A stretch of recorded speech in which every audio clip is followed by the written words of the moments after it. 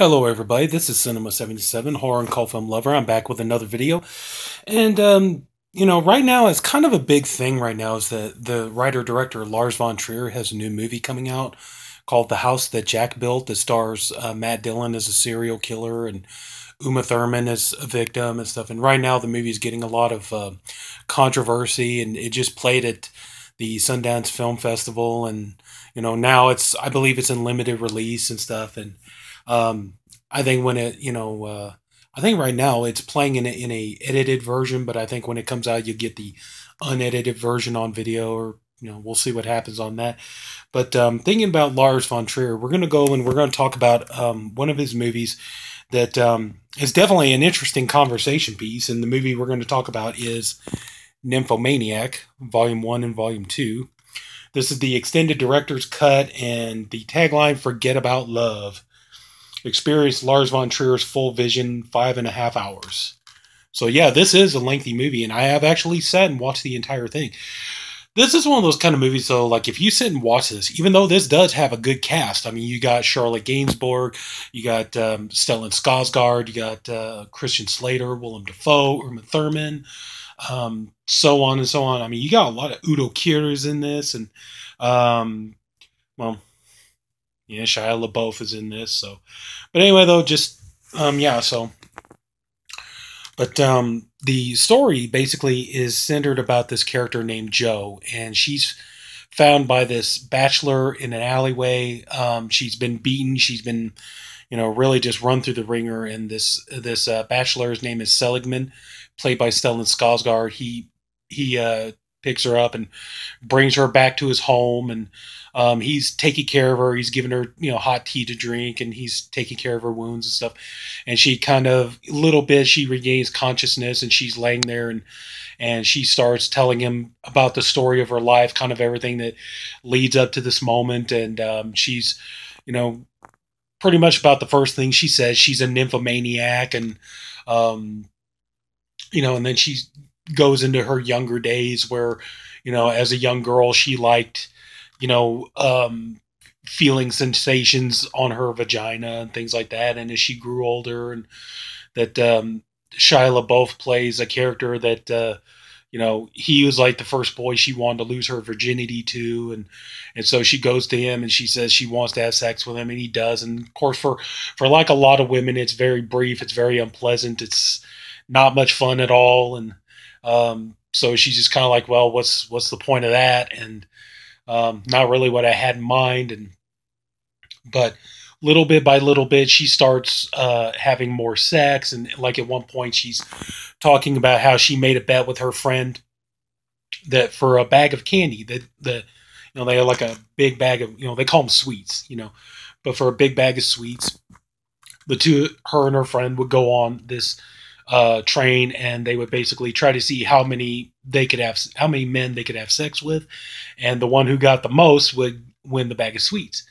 And so they're going, and like Jo, the main character, Jo, her friend, it seems like she's doing pretty good, but she comes up against this one guy, and this one guy's like, no, he won't let her touch him, and doesn't want anything to do with her or anything.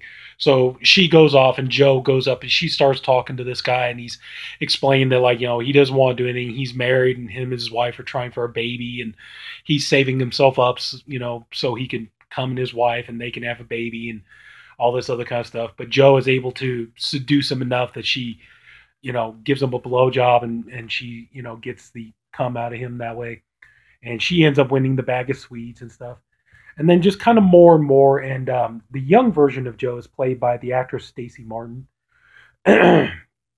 who's she's gone on to do other things. I'm sorry if I'm being unprofessional. I just can't remember what it is at the moment. But basically, so the movie is broken up into two halves. So like up there is part one, and down here is part two. And then in part one, you have Stacey Martin playing the young character of Jo, and then in part two, you have Charlotte Gainsbourg. She takes over and plays the mature version of Jo. And so there are some interesting scenes and some fun scenes, but there's a lot of nudity, there's a lot of sexuality, So this is one of those kind of movies you got to kind of ask yourself: is this a 5 hour, 5.5 hour art film, or is it a 5.5 hour porno? Because a lot of people are going to be asking themselves about that. Because when you get into the like, there's one part where the the sex is pretty explicit. There's a lot of there was a lot of shots where Lars von Trier used porno stars for penetration shots. Then other shots were done using CGI. So there's kind of a mixture of that. So, but at the same time, though, it's kind of hard to know like which is which, because it is. I will say that, kind of like the CGI and the CGI and the real sex is kind of done flawlessly. But in the first part, Joe, she hooks up with Shia LaBeouf's character, and they get married and they have a child. And but then the problem is at first he's kind of cool and with the idea of her being into, being a nymphomaniac, and like at one point, it's kind of dark but funny. They go into a restaurant, and she shows him that she starts sticking spoons in her vagina, and Udo Kier plays the waiter, and every time he comes to the table, she asks for another spoon. He goes and gives her a spoon. She inserts it in her vagina, and then when they get ready to leave, she's walking, and then this trail of spoons is falling out between her legs, and Udo Kier is just standing there with the most astonished look on his face. And then, but you got some good performances in here. You got Christian Slater playing Joe's father, and he does give he's not in the movie very much, but when he's in there, he does give a good performance. And Uma Thurman, she has a very small role in this, as she's, Joe hooks up with this guy. It turns out he's married. Uma Thurman plays his wife, and she goes to Joe's place and accuses her of being a whore, and she brings the children. She's like, look, look, children, this is the whore your daddy's leaving mommy for, and all this other kind of stuff. So, but then, in the second part of the movie, Joe grows up and she's married, and she realizes, like, her need for sex and her need to release and everything else becomes stronger and more difficult for her, and she's looking for more other ways to do it, which kind of leads into this, because this kind of cat o' nine tails, because she meets a guy who's into, basically teaches kind of like extreme bondage and stuff like that, and he's kind of teaching her things to do and everything. And it's kind of like the more, basically saying kind of like she needs more kind of kinky, more extreme kind of, she needs kind of like a bigger high, a bigger rush and everything. And she's getting it from this, and being married to Shia LaBeouf's character, it's not working out. And at one point, their child almost dies because of her neglect and everything else. And but the one thing that I think is really interesting about this movie is, and it's not just, the constant sex, and I'm not gonna lie. I mean, this movie definitely does have its sex. So if you're going into this thinking like, oh, this is going to be an art film, there's hardly going to be any nudity, there's no sex in it. No, there's plenty of that.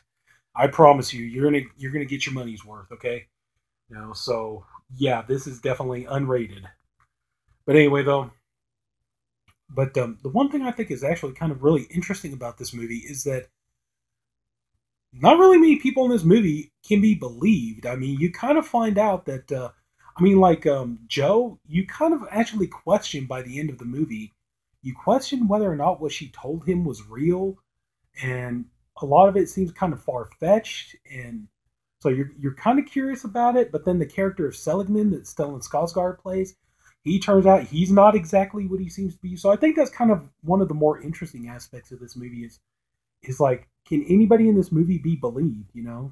Just everybody talks, but is it, can you believe what they say? So that's kind of the thing I think is interesting about this. But so anyway, yeah, there's not really much more to tell about this movie. It's just, like I said, this is one of those kind of movies, though, you could sit and watch the entire 5.5 hours of it, and if you're a kind of person, you don't really have a mature attitude towards sex, then yeah, you would probably just sit here and say, this movie's nothing but 5.5 hours of porn.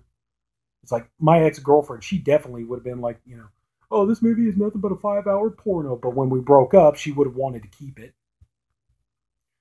But you could sit there and have an intellectual conversation with people. Say, well, yes, there's a lot of sex in this movie. There's a lot of nudity, but there is something more going on over here. So yeah, so it's kind of an interesting conversation piece. But the thing is, though, is like if you want the maximum, you're gonna need to get the Blu-ray, I think, for the maximum strength version, because I do believe that the DVD version of both movies. Well, this one here, you get volumes 1 and 2. I think to get it on DVD, you have to buy both versions separately, or both volumes separately. And I think on the DVD, I believe it's the cut version. So yeah, so your best bet is if you want the full maximum strength version of Nymphomaniac, you need to get this on Blu-ray. But yeah, I think that's like I said, it is an interesting conversation piece, and you could talk about it with somebody who has a mature attitude, but yeah, somebody who has an immature attitude, they're not gonna, they're just gonna think it's just filth, it's nothing good to it, and everything else. Anyway, special features on Volume 1, we have the characters, we have AXS TV, a look at Nymphomaniac, Nymphomaniac Volume 1 trailer, and teasers. And then for Volume 2, we have the director, we have the sex, and Nymphomaniac Volume 2 trailer. So, yeah, there's not really much more I could say about this. I mean, yes, the sex in the movie is graphic, and yes, you could argue whether it's art or porn, but an interesting movie. Not a bad movie. It is, like I said, at 5.5 hours, it is a bit plodding. I'm not going to lie.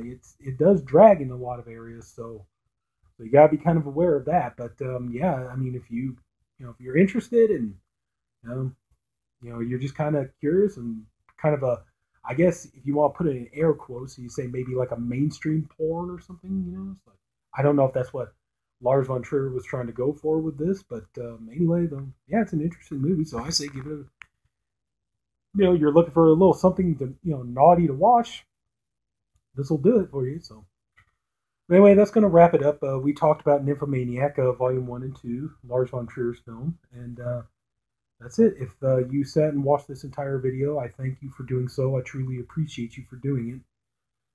If you like the video, please like and subscribe. This is Sinema77, horror and cult film lover, and if you love 5.5 hour art slash kind of maybe porno movies like I do, then yeah, hopefully we'll talk later. Bye bye.